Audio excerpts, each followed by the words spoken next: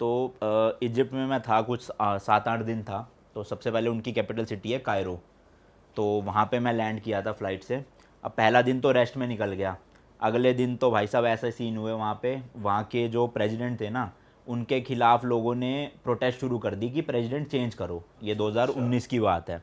अब मेरा main city centre में यहाँ होटल है मान लो, और वहाँ से 100 मीटर आगे उनका मेन सिटी स्क्वायर है। वहाँ पे लिटरली टीयर गैस छोड़ रही है पुलिस पब्लिक के ऊपर, वहाँ पे फायरिंग चल रही है, और मैं बालकनी से खड़ा होकर देख रहा हूँ। तो मेरे 2 दिन तो वेस्ट हो गए उसी सब में, क्योंकि होटल से निकलने ही नहीं दे रहे थे, सारे होटल सील कर दिए उन्होंने, पुलिस वालों ने। और तीसरे दिन भी मुझे मतलब 2 दिन के अंदर अंदर 7 बार रोका गया, क्योंकि जैसे कि मैंने बताया हमारी शक्ल और इजिप्शियंस की शक्ल लगभग सेम है। तो वो बार बार रोक के फ़ोन चेक कर रहे थे, इंस्टाग्राम चेक कर रहे थे, फेसबुक चेक कर रहे थे कि उनके प्रेसिडेंट के खिलाफ कुछ अपलोड तो नहीं कर रखा।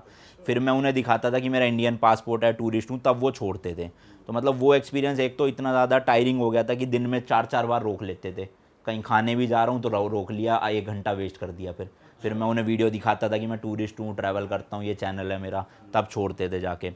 इसी चक्कर में फिर वहाँ पे जैसे इंडिया में गोवा है ना, वहाँ का एक शहर है हुरगाडा करके, तो उसकी ओवरनाइट बस थी। तो रात को मैं बस में बैठा और सुबह बस ने 8 बजे पहुँचाना था।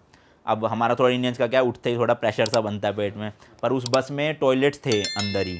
तो मैं वॉशरूम में गया। अब मुझे नहीं पता था कोई ऐसा चेक पॉइंट आने वाला है जहाँ पे सिक्योरिटी ना थोड़ी टाइट थी इसी सब चीज़ों की वजह से। अब मैं टॉयलेट में घुसा, जैसी बस रुकी और उनको लगा कि कुछ गड़बड़ है, ये बोर्ड मतलब उसी टाइम पे क्यों टॉयलेट में घुसा। अब मैं घुसते ही उन्होंने गेट तोड़ना शुरू कर दिया बाहर से, जो वहाँ के आर्म गार्ड्स थे।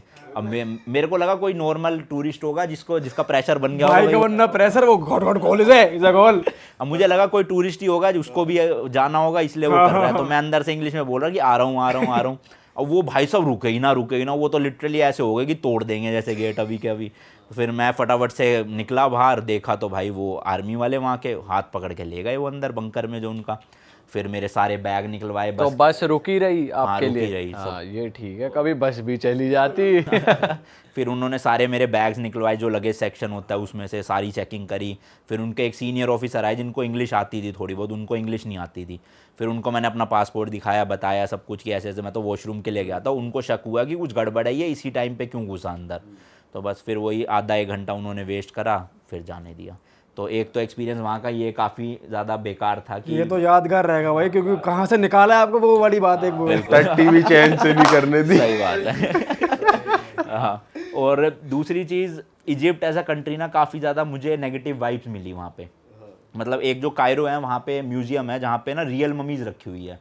तो ममीज़ जिनको नहीं पता मैं बता दूँ, आज से कई हज़ार साल पहले लोगों का वहाँ पे मान्यता थी कि मम्मीफिकेशन करके एक प्रोसेस होती है जिसमें कुछ केमिकल्स मतलब रेजिन्स वगैरह का यूज़ करके आप जब आपकी डेथ हो जाती है तो आपकी बॉडी को ना पट्टियों से लपेट के प्रिजर्व कर देते हैं। अब उनका हर किसी का अपना अलग अलग मानना होता है कि कुछ लोग सोचते हैं कि वो आफ्टर लाइफ के लिए उनकी बॉडी प्रिजर्व रहेगी। कुछ लोग अपने साथ अपनी पर्सनल बिलोंगिंग्स भी जो है वो साथ में ही दफना देते हैं कि हमें आफ्टर लाइफ में इन चीज़ों का यूज़ होगा, जैसे गोल्ड की ज्वेलरी हो गई, बर्तन हो गए। तो अलग अलग सबकी वो थी। बट वहाँ पे अभी भी रियल ममीज़ काफ़ी सारी 20-25 ममीज़ रखी हुई है जो अलग अलग जगह से ना निकाली गई है।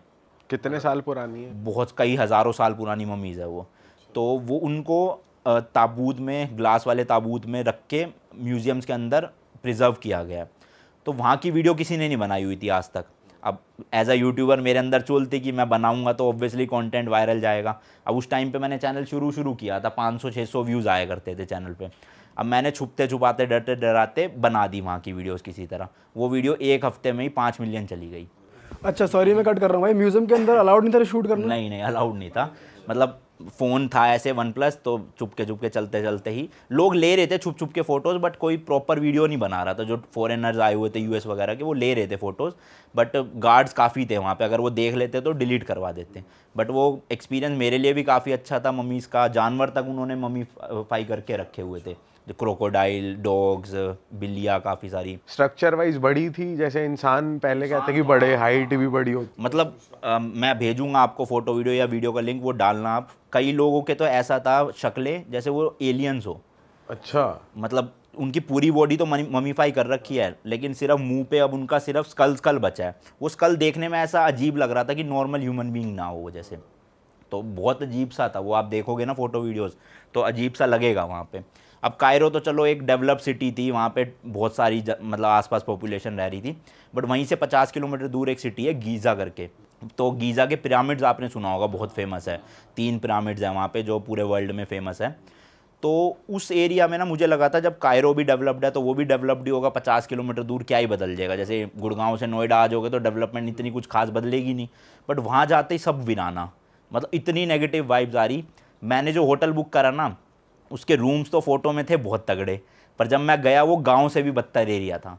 वहीं पे भैंसे है, वहीं पे भैंसों ने पूरा गोबर कर रखा है गेट पे ही, रास्ते इतने पतले पतले से अंदर होटल में जाने के, शेडी से, मतलब अंधेरा हो रखा है, डर लग रहा है। तो लोगों ने अपने फ्लैट को ही ना होटल में चेंज करा हुआ था, जैसे 3 BHK है तो 3 बेडरूम अलग अलग होटल में चढ़ा दिए।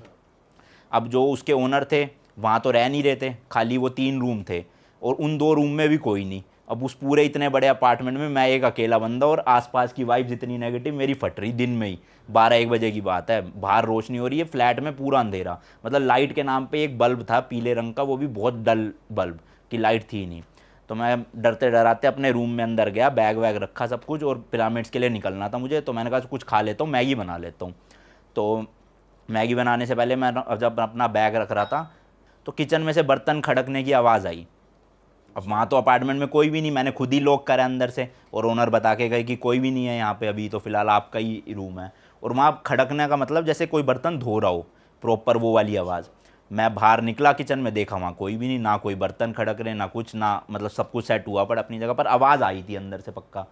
अब मैं वापस गया मैगी के पैकेट निकालने के लिए, जैसे ही मैं वापस बाहर गया वहाँ एक लड़की खड़ी हुई। अरे अब वो लड़की कहाँ से आ गई, ना मुझे ओनर ने बताया, ना वहाँ पे थी वो, और अचानक से ही वो प्रकट हुई जैसे पता नहीं क्या। अब मतलब ऑब्वियसली वो भूत नहीं थी वो टूरिस्ट थी, पर वो आई कहाँ से कुछ आइडिया नहीं है, और ओनर ने भी मुझे कुछ इन्फॉर्म नहीं किया था। अब पहली नज़र में तो जैसे मैं इस दरवाजे से बाहर निकला, सामने किचन में वो लड़की खड़ी है, मेरी देखते ही फट गई बहुत बुरी वाली।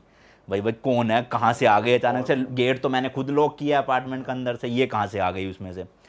फिर मैं गया उसके पास तो बातचीत हुई, तो वो US से आई हुई थी, टूरिस्ट ही थी वो भी लड़की हुई, तो मतलब भूत तो नहीं थी, पर वो एक तरह से जब वहाँ की वाइब इतनी नेगेटिव थी, दिमाग में थॉट्स ऐसे चल रहे थे। हाँ, तो मतलब मैं वैसे भूत प्रेत में ज़्यादा यकीन नहीं करता। मुझे ऐसा लगता है कि ज़्यादातर लोगों को जो चीज़ें एक्सपीरियंस होती है ना आज के ज़माने में, वो ज़्यादातर उनके दिमाग की वजह से ही होती है। पहले के ज़माने में मानता हूँ जब पॉपुलेशन नहीं होती थी, हो सकता है होते हो, जैसे हमारे दादा भी बताते थे कि उन्होंने पेड़ पे भूत देख लिया था, पार्टी हो रही थी भूत की, जैसे मेरे दादा सुनाते थे, रात को उन्होंने प्रसाद दे दिया, ये दे दिया। अब के ज़माने में मुझे लगता है स्पेशली इंडिया में जब इतनी पॉपुलेशन हो चुकी है तो भूत प्रेत एग्जिस्ट नहीं करते होंगे, बट फिर भी लोगों के मन में दिमाग में चीज़ें आ जाती है, तो उस वजह से। तो अब सब कुछ सही हुआ, ये एक्सपीरियंस हुआ, मैं गया पिरामिड्स में वहाँ पे। अब वो भी दूर दूर तक रेगिस्तान, सिर्फ 3 पिरामिड्स और एक और स्ट्रक्चर था वो था वहाँ पे। इतनी गर्मी और बहुत, मतलब आप जहाँ तक आपकी नज़र जाएगी ना बस मिट्टी दिखेगी दूर दूर तक। तो वहाँ भी बहुत नेगेटिव वाइब्स आ रही थी। दूसरा थोड़ा वहाँ स्कैम्स भी है, उसके बारे में भी बात करेंगे अभी। बट वहाँ पे क्या होता है, जो पिरामिड्स होते हैं ना, पिरामिड्स के आप अंदर जा सकते हो टिकट लेके। तो मैंने उस टाइम पे इतने पैसे नहीं होते, तो मैंने 3 पिरामिड जो थे ना बड़े, उनकी टिकट्स महंगी थी, वो नहीं ली, पर एक छोटा पिरामिड था उसके अंदर फ्री थी एंट्री। अब वहाँ लाइन भी ऑब्वियसली ज़्यादा लगी हुई थी क्योंकि फ्री थे। मेरे आगे एक अमेरिकन लेडी थी कुछ 60-65 साल की, वो घुसने लगी, उसका सर लगा वहाँ पे और उसके सर से खून ऐसे निकला जैसे पानी बह रहा हो। वो गेट पे तालाब बन गया खून का लाल पूरा। मतलब इतनी नेगेटिविटी दिमाग में उस टाइम पे घुस गई थी, क्या हो रहा है ये यहाँ पे। और सोचो वो होश में है पूरी औरत, पर खून ऐसे जैसे मूवीज़ में देखा ना किसी का सर कटता है तो फुहारा निकलता है, वो निकल रहा उसके सर से पतला पानी की तरह। अब मैं तो नीचे चला गया डरते डरते। अब उस औरत का हुआ क्या कुछ नहीं पता, हॉस्पिटल गई, बची नहीं बची, तो मतलब बहुत नेगेटिव। वो कितने के टिकट थे जो महंगे वाले पिरामिड, बड़े पिरामिड्स में थे? 2000 रुपये के आसपास थी। अच्छा, पर उस टाइम जब शुरू जब शुरू करा था 2000 रुपये ज़्यादा ही लगते थे। और इस छोटे वाले पिरामिड में कुछ है देखने लायक? क्या अंदर कुछ नहीं होता, मतलब भाई ये सुना है उसके अंदर टेम्परेचर कम होता है एज कम्पेयर टू बाहर। मतलब बाहर जो गर्मी थी ना वो अंदर ठंडा था, उस हिसाब से काफ़ी ठंडा था। हाँ। और भाई स्कैम क्या होते हैं? स्कैम यार देखो, इजिप्ट में ना ज़्यादातर उनकी इकोनॉमी टूरिज़्म पे ही बेस्ड है। तो वहाँ पे ना मतलब ऐसा लगता है मुझे कि इजिप्ट अभी भी ना 1980s के ज़माने में जी रहा है। मतलब वहाँ पे आपको घोड़ा गाड़ी दिखेगी, जैसे यहाँ तो पैर वाले रिक्शा या इलेक्ट्रिक रिक्शा है, वहाँ इलेक्ट्रिक तो दूर दूर तक नाम नहीं, लेकिन घोड़ा वाले रिक्शा है वहाँ, कि घोड़े खींच रहे हैं कार्ट्स को, उसमें आप जाओ पब्लिक ट्रांसपोर्ट में। तो वहाँ के जो लोग थे ना वो पीछे पड़ जाते थे बहुत ज़्यादा, कि मतलब मुझे जैसे मेरे होटल से पिरामिड का रास्ता था मान लो 1.5 किलोमीटर, अब मैंने कहा मैं तो पैदल ही होऊंगा, क्यों दूं इनको पैसे। वो बंदा 1.5 किलोमीटर तक ज़बरदस्ती मेरे पीछे था कि बैठ जाओ बैठ जाओ बैठ जाओ। तो ये चीज़ बहुत करते हैं। और स्कैम क्या करते हैं, जैसे आपसे बात होगी, वहाँ की करेंसी है इजिप्शियन पाउंड, तो मान लो आपकी बात होगी 50 इजिप्शियन पाउंड की, तो वो आपको कहेंगे ओके ओके बैठ जाओ बैठ जाओ। जब उतरने लगोगे ना तब 500 बना देंगे उसको। फिर उनकी आसपास की वो सारे मिले होते हैं और लड़ाई करोगे ऐसे तो नहीं कर सकते। हाँ भाई, जब आप पिरामिड के अंदर गए थे तो वहाँ पे रिकॉर्ड करना अलाउड है? हाँ हाँ वो सब अलाउड है वहाँ। तो उसके अंदर का कुछ बताओ, दृश्य कुछ यार बढ़िया मैं क्या था तो उधर? छोटे वाले में गया था, वहाँ पे तो क्या था, बिल्कुल इतनी ही पतली सी बस रास्ता था जो ऐसे स्ट्रेट यूं डाउन जा रहा था। तो रेंगते रेंगते तो आप पहले नीचे जाओ, फिर नीचे जाके ये जितना कमरा है इससे लगभग 1/4 कमरा था वो बना हुआ, जिसमें अंदर बस पत्थर पड़े हुए थे और कुछ नहीं। तो अब वहाँ पे कई लोगों की मान्यता ये है कि पिरामिड्स बनाए जाते थे उस टाइम के राजा रानियों को दफनाने के लिए, बट एक्चुअल में आज तक कोई भी पिरामिड में से कोई मम्मी रिकवर हुई नहीं है। तो कुछ लोग कहते हैं वो एलियंस ने बनाए थे, क्योंकि वो स्ट्रक्चर भी आप जैसे फ़ोटो में देखोगे ना पता नहीं चलेगा, बट वहाँ पे जितना ये सोफ़ा है ना इतने बड़े बड़े पत्थरों से बना हुआ है, वो कई हज़ार किलो के पत्थर। तो सोचो आज से जितने साल पहले वो बने थे उस टाइम पे ना क्रेन होती थी, ना कोई ऐसे बड़े इक्विपमेंट्स होते थे जिससे बनाया जा सके, प्लस उनकी हाइट इतनी ऊंची। अब आप सोचो इतने 1000 किलो का पत्थर कैसे उठेगा। हाँ, टॉप पे कैसे रखा जा रहा है वहाँ पर ऐसे कोई गाइड वाइड थे जो बता रहे थे कि हाँ ये किसकी हिस्ट्री है, ये तो वो भी यही बताते हैं कि हाँ वो पूरा समझाते हैं आपको क्या हिस्ट्री है, बट कुछ गाइड बताते हैं कि ये एलियंस ने बनाए थे, कुछ गाइड्स बताते हैं कि उस टाइम के राजाओं ने बनाए थे और ऐसी टेक्नोलॉजी यूज़ करके बनाए थे जो आज तक एग्जिस्ट नहीं करती।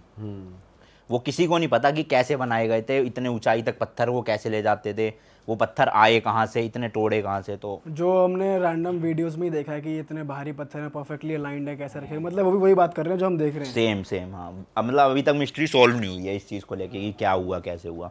ज़्यादातर मेजोरिटी लोग एलियंस का ही नाम लेते हैं कि दूसरे ग्रह से एलियन आए थे, वो ऐसी टेक्नोलॉजी लाए जिनसे उन्होंने बनाया। और उनकी जो पिरामिड्स के टिप है वो कॉन्स्टलेशन से एकदम परफेक्टली वो अलाइंड भी है। है और एक दो चीज़ें और है कि पता नहीं अर्थ के सेंटर से भी कुछ ऐसा अलाइनमेंट है उस चीज़ का। तो काफ़ी सारी चीज़ें हैं जो हो सकता है कोइंसिडेंस हो, बट हो सकता है उस टाइम पे क्या था क्या नहीं था भाई। और ऐसी कौन सी कंट्री लगी, जैसे इजिप्ट की हिस्ट्री आपको इंटरेस्टिंग लगी काफ़ी, और ऐसे कोई देश हैं जो आपको लगे हो यार ये बहुत इंटरेस्टिंग कंट्री है?